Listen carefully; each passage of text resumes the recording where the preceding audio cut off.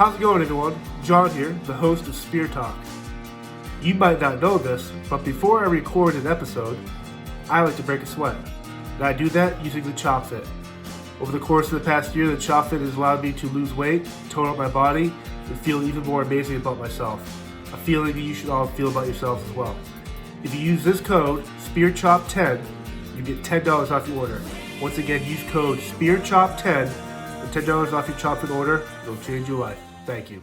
How's it going, everyone? John here, the host of Spear Talk, and today we are welcoming the incredible Thom Matthews to the program. Thom is, for me, obviously his acting skills and all this craziness, but his genre performances in horror and martial arts action movies kind of has blown me away. And you know him as Tommy Jarvis from Friday the 13th, Part 6, Jason Lives, Return of the Living Dead movies, and some of his incredible martial arts movies, Heatseeker, Mean Guns, Nemesis, Blood Match, all classics in the genre. And Thom, it's great to have you on here. My pleasure. Good to be here. And so before we kind of get going, I know the last year, your industry, and whether it's the movie stuff or the construction business, but as you had to kind of step back and deal with the pandemic, did you feel that kind of rejuvenated you? Or were you, like most people, kind of scared when it first happened? Like, how are you going to kind of adapt to this craziness? Oh, I was totally terrified. It's the unknown. So whenever you do something new or you never experienced anything, you're always kind of nervous about it. And this was amplified 100-fold. So you just didn't know how you could get it. You didn't know who had it. You didn't know if you had it and you could give it to somebody else. If you didn't have any symptoms, you didn't know if you're a carrier or something. That just so many. The list goes on and on.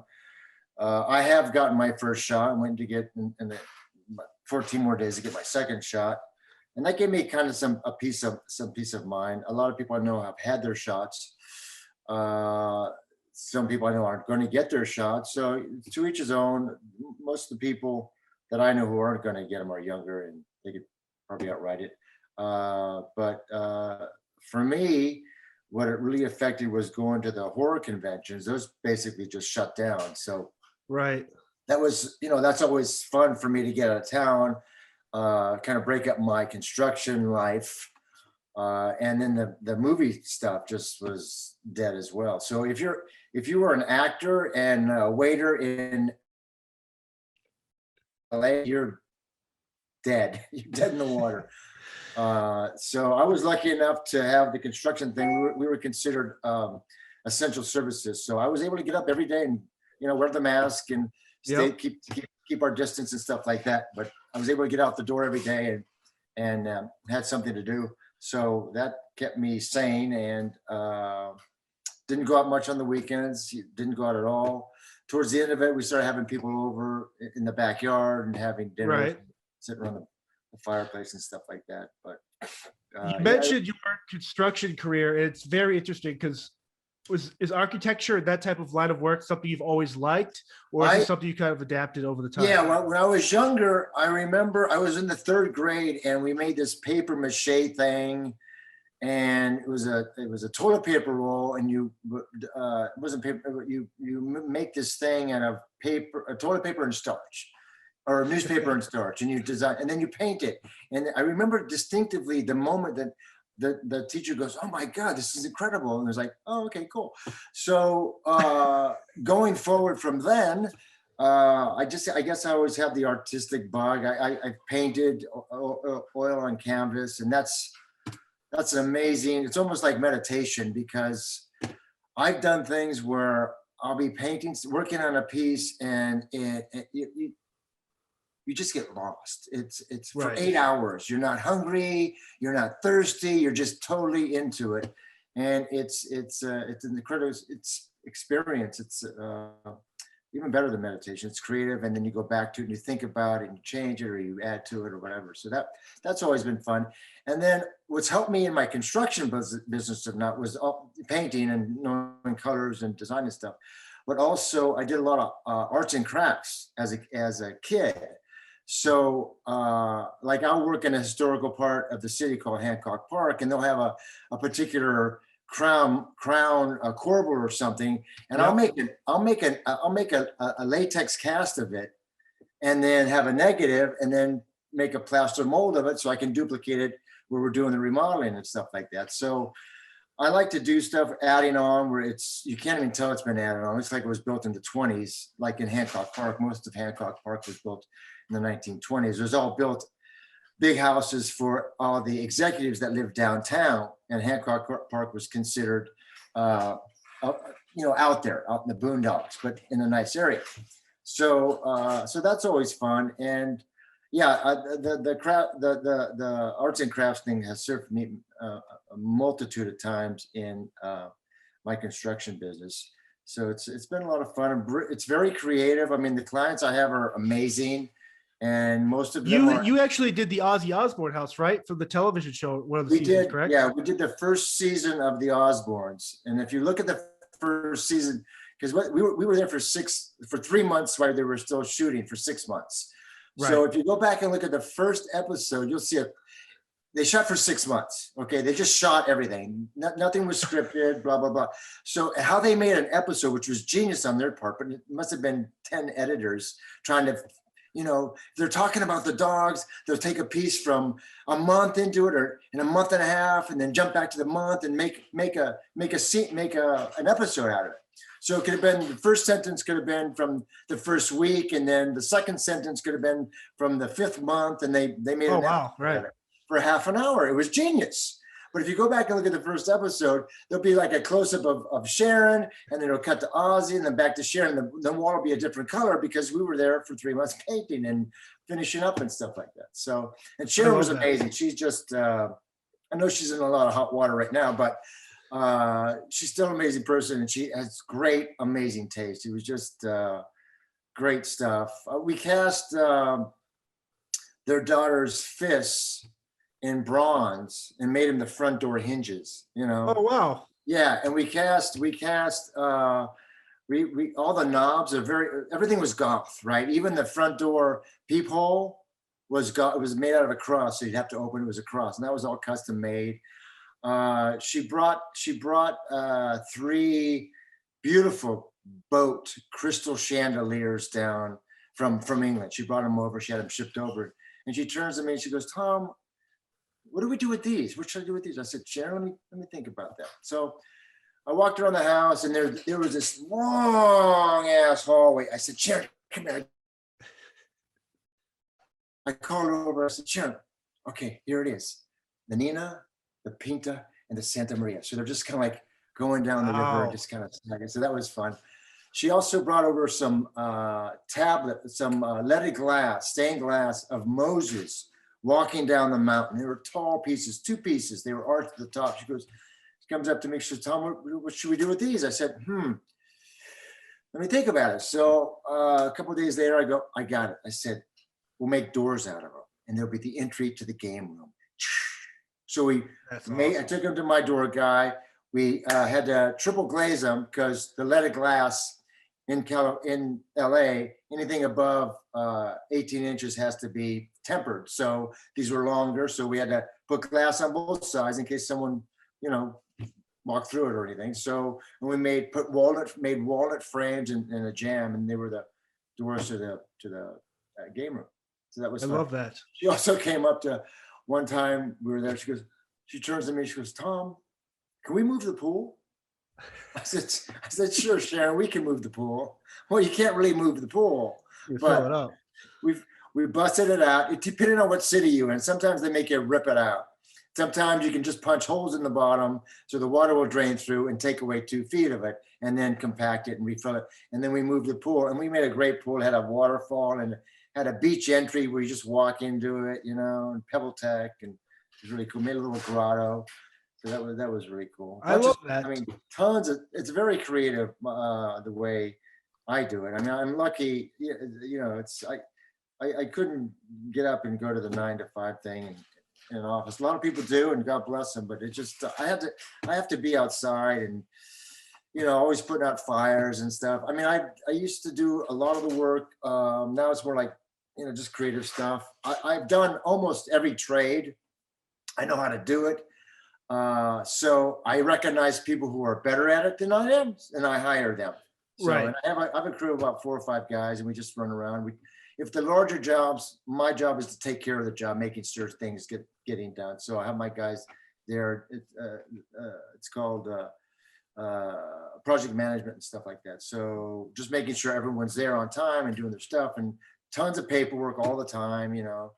That takes up maybe a third of my time, and but it's fun and creative. It's fun to see, get the plans from an architect and then go from foundation to finished work and get it all done. My big thing is how things transition to one another. Right. Make sure you have a certain reveal from a window and before the cabinet starts, and because it's at the end of the day, all you're left with is what you see, and like a movie. Right. No matter how you get there, you're only left there with what you see on the screen. So kind of transitioning into your movie career, I look at it as you have this incredible horror background, this cult status, but then you also this other part of it where it's these really gritty action martial arts type things. So to kind of jump into the horror, one of our followers, Lori, had this awesome question, and she's like, how did you get drawn into the horror genre? Is this a movie you saw? Because you're from zombies to Jason, like that's a wish list for a lot of people. Yeah, it's amazing what I stepped into, because I wasn't drawn to it anyway. I was just a young actor looking for a job, man. I was, anything other than porn I would have done probably. So zombie porn. Yeah, right. Zombie porn. So I just got lucky. Who knew that Friday the 13th Part 6 was going to be one of the fan favorites, and then Return of the Living Dead was I lost it. Hang on one sec. Oh, my son's calling me. I got you.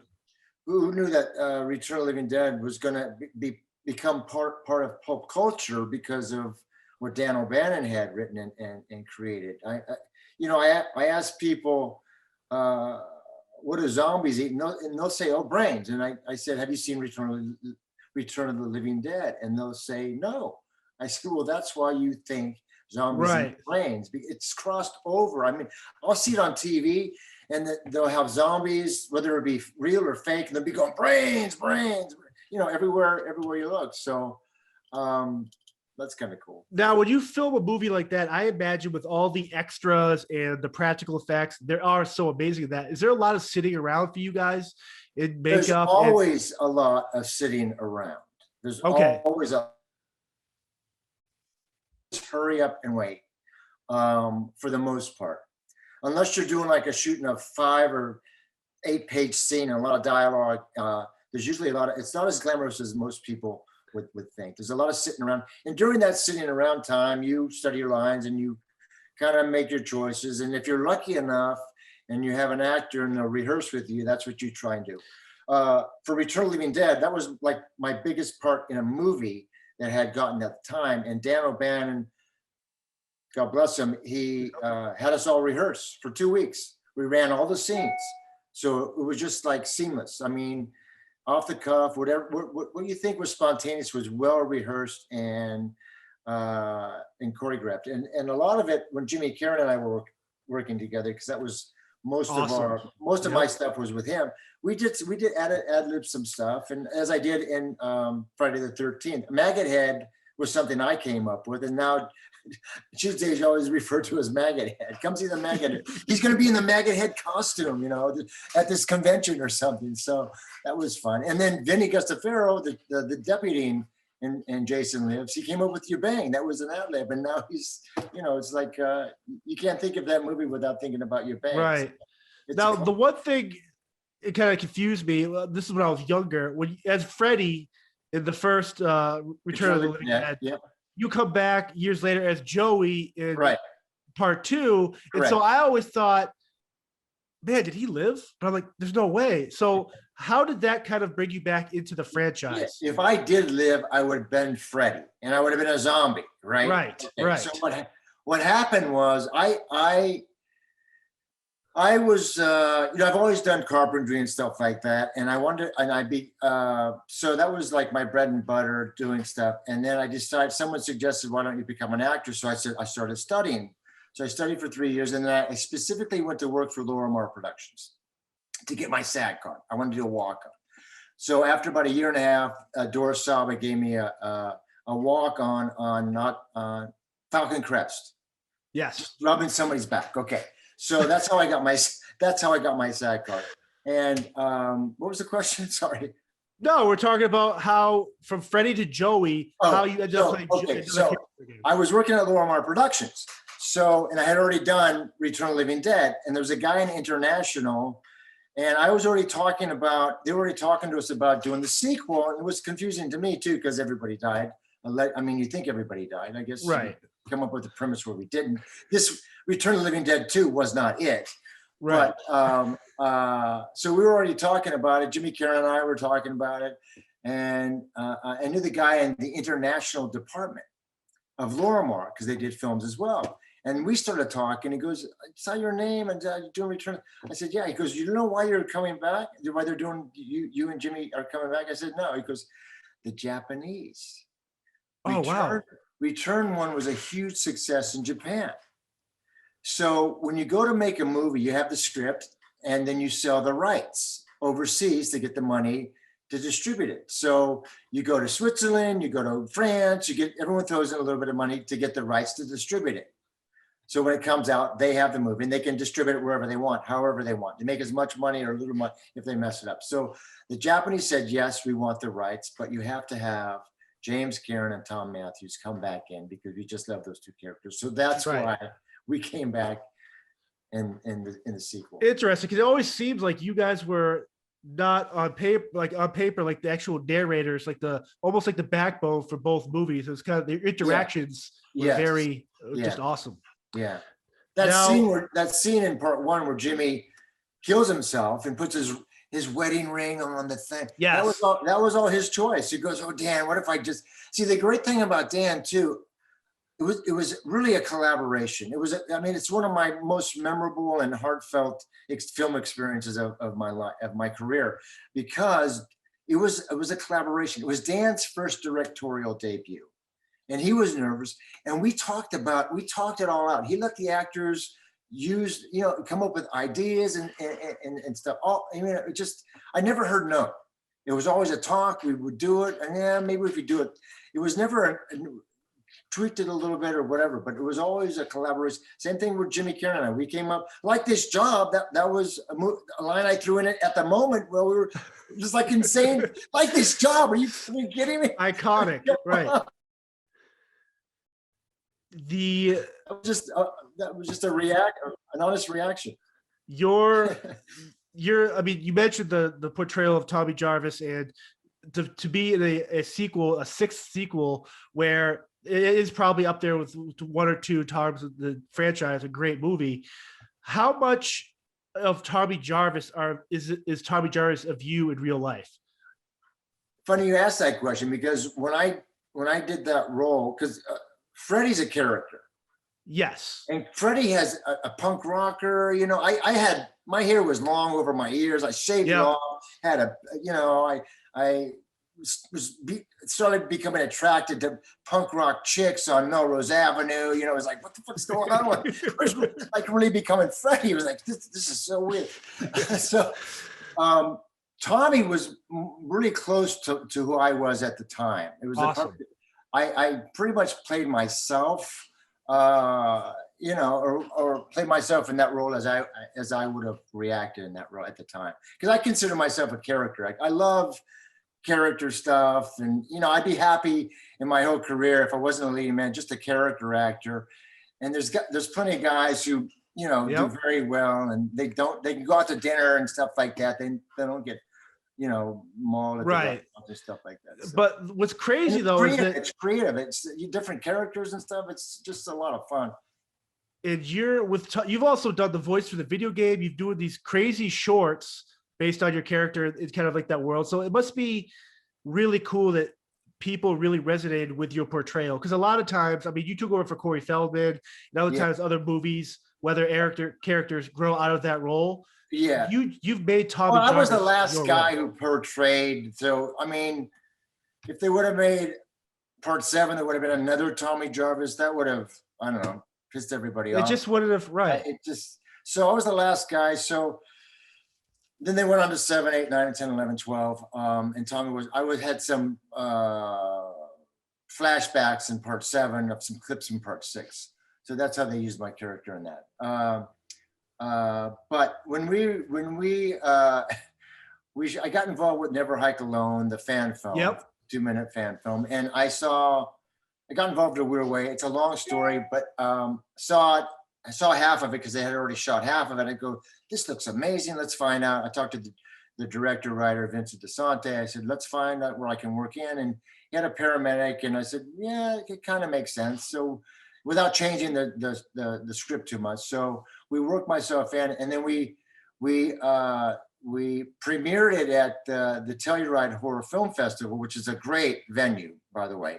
Right. If you're ever over there, just go check it out. It was a lot of fun. So we premiered it, and I was hidden from the crowd. And much like the people who reviewed it, they knew I was in it, but were asked not to mention that I was in it so we could get the reaction. And when we were screening it and I showed up on the big screen, yep, everybody jumped out of their seats and go, fuck yeah, they were like going crazy. And I was getting Facebook messages from people, some of my fans on Facebook, and they were like, I had no idea you were in it. I jumped out of my sofa watching it by myself. Nobody was around. I felt like an idiot. But I love that. It was amazing. So much fun. And then we did Never Hike in the Snow, and we brought back Vinny Gustafaro. He's now the sheriff in town. He's got he's outfitted with all the laser stuff, and we're gonna hopefully shoot the sequel to Never Hike Alone, Never Hike Again in September. So, and that'll be almost a direct correlation or continuance of Never Hike Alone. We're gonna fall back a little bit maybe, and you might see my fight scene with Jason that you only hear in Never Hike Alone. Sort of crossover now, a little bit. Talking about fight scenes, you have this other part of your career, your working relationship with Albert Pyun, and some of the movies you've done. I love Heatseeker. I'm good friends with Keith Cook, and I guess I did. Oh yeah! Oh great. Keith Cook's done the show. Yeah. I'm good friends with Olivia Grunner. He's done the show. Yeah. We talked about Nemesis. Yeah. But you have this background. I didn't realize you actually are into the martial arts. I was in the martial arts. Okay. Yeah, I started studying when I was about slowly by 15, 16, because my older brother would beat the shit out of me. I said, I'm gonna learn martial arts and kick your ass. Right. So I started by learning martial arts, and as an actor, whatever you can do, whether it's playing a musical instrument or learn martial arts or sing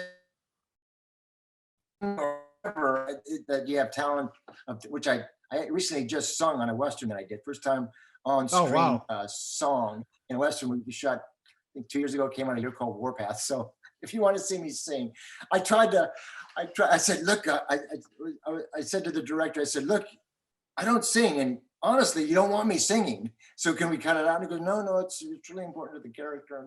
So it's an old folk song. So I think I was able to pull it off, but that was fun. So if you're able to have any talents like that, just, eat good, work out, and sing or dance, right, or whatever it is. It'll. A lot of people. I mean, you fight with or fight against like world class Sugarfoot Cunningham, Benny the Jet, Keith Cook, Olivia. Yeah, Benny the Jet was amazing. I killed him. Right. But it's crazy because it's like you are fighting these legends. I know. Benny was a legend. We were filming, and it was down in Irvine. Kickboxer. No, that was Blood Match. No, Blood Match. Yes. Blood Match. Yes. And, yes. And then the girl kills me so we were filming, and there was a boxing thing going on, and I live in Van Nuys. Benny's Jet Center was in Van Nuys. But Benny and the Jets, the Elton John song, it's about Benny and the Jets, the Jet Center. I guess Elton John was at a tournament and saw Benny and the Jets kicking everyone's ass. I don't know, they were winning everything. So he made up a song. So we're driving down, and we do a couple scenes. We have a little break, and in the hotel we were staying at, where we were shooting, they had a boxing tournament in the convention, in the warehouse or space. So it was all set up. We go walking in. The refs come over to him. Oh, Benny, oh my God. Oh, the boxers come up to him. It was like, whoa, that was really impressive. So he's definitely a legend. I was very happy to work with him. Very nice guy, he's a badass. And I killed him.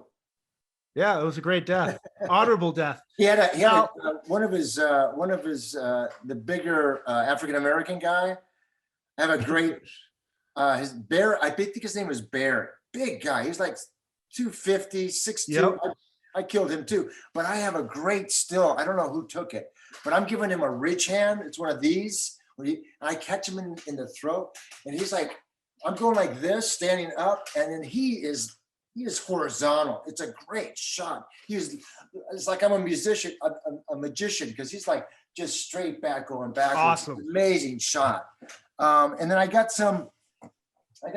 we were doing Down Twisted with Albert, with Kerry Lowe and Charlie Rocket. I had my camera, so I was taking a lot of pictures. I got a great shot of Albert on a dolly, Albert Pyun on a dolly. He's sitting on the dolly. It's a camera dolly, and they're pushing him in. He's rehearsing. He's pushing it, and he looks back at me. So everyone's back is to me, and then he looks back at me, and he's surrounded by all these guys pushing the dolly and the camera and stuff. And it's just him, very pensive, very quiet, looks right in the camera, takes that picture. It's a classic shot of him. Now, you've worked on 10 to 12 movies with Albert. Is that something where it's a trust thing, where he knows what he's getting from you, and you as an actor know he's going to take care of you as a director? Again, it's a very creative process and collaboration. Like, I mean, whatever I wanted to do, for the character I did. For Down Twisted, for example, it was scripted as a 240-pound, dark-haired, Greek, muscle-bound guy. So I start working out, and get a little buffed up, and went to Vince's gym in Studio City. He's like famous for working actors out and stuff like that. Older guy. Sorry, my wife's calling. I'm not gonna take it. And it just, my screen goes off. So whenever anybody calls, it goes onto my computer. Anyway, so I started working. So I dyed my hair dark, and I dyed my hair dark and then black, and it didn't look right. It didn't look right for the color of my skin and stuff like that. So I bleached my hair. I just bleached it all out. Put a silver cap on my tube, and I found this really cool blue suede. My name was Denales, and that was inspirational. And so I go to the set, and I didn't tell Albert that I had bleached my hair out. So I go down to the set. I didn't tell him, because I just made the choice. And I go down the set, and I'm standing right next to him, and he's like, he didn't even recognize me. And I said, Albert, had my sweet. I said, what do you think? He looks at me and goes, fucking awesome. That was great. So, it was fun like that. It was always creative. He was looking for, it's creative impulses and things like that. And he knew he could always count on me for something like that. So he called me a lot. I love that. And so to kind of circle all back to the start of the conversation with the construction and architecture and all that, as an artist, do you have to prepare yourself, say, when you're doing a movie role, differently than, say, you gotta go do this thing at Sharon Osbourne's house? Like, how do you creatively get in place to do what you have to do? Oh yeah, it's totally different. A movie role, it's basically you're by yourself. So what I do is I'll read the script, and if I get an impulse or something, like I'll get an idea, that's the kind of like the foundation, and I just kind of go from there. How I want to say something, or what images come to my mind, or I'll make notes on the script and stuff. Same thing for when you're reading for the sides or read for a part. Script is you dissected each page and where you want to be emotionally, and what time of day it is, and what you've just gone through, which is probably the bigger thing, and where you're going.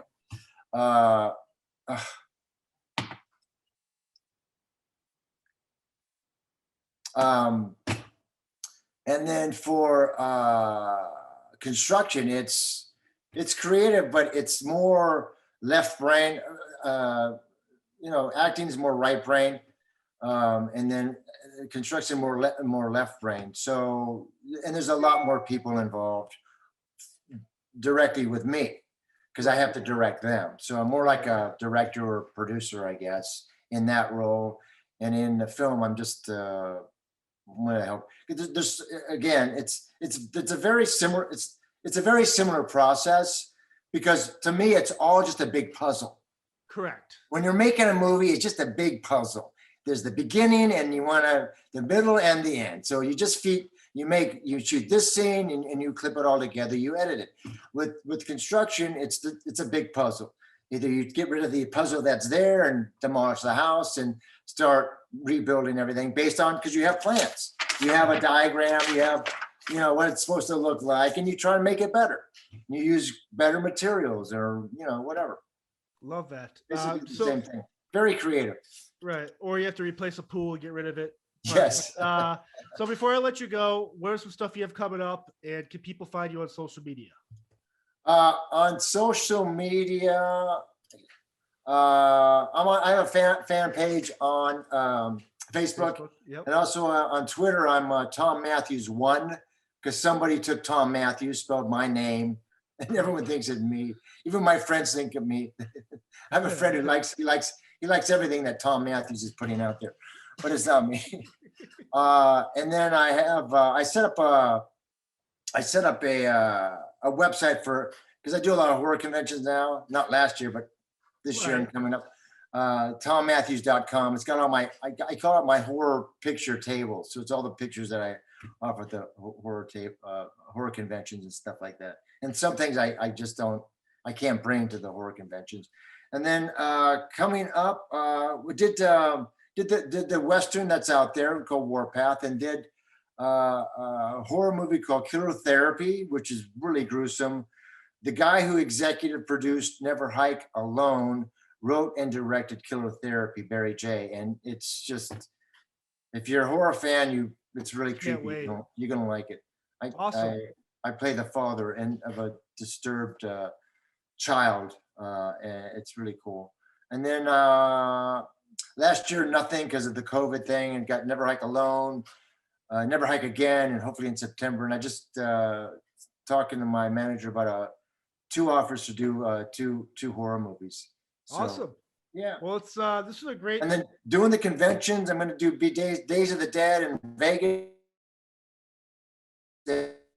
Monroeville, and going to England for the Love of Horror, and a bunch of other ones too that I can't remember off the top of my head. But yeah, so keep them busy. That's Construction awesome. keeps me busy, and it's not a bad life so far. No, I love it. Thom, this has been amazing. Thank you for the time, the stories, the knowledge. Sure. Be safe. Watch out for zombies. And You as well. and we'll talk soon. All right, buddy. Awesome. Thank you. Good talking with you. Bye. Thank you all for checking out this week's episode. Once again, I'm John. If you liked what you heard and saw today, subscribe to our YouTube channel, find us on Instagram, Facebook, and Twitter, and check out our brand new merch store with hats, coffee mugs, t-shirts, other cool stuff coming down the pipeline. Again, thank you all for support. Be safe and see you next week.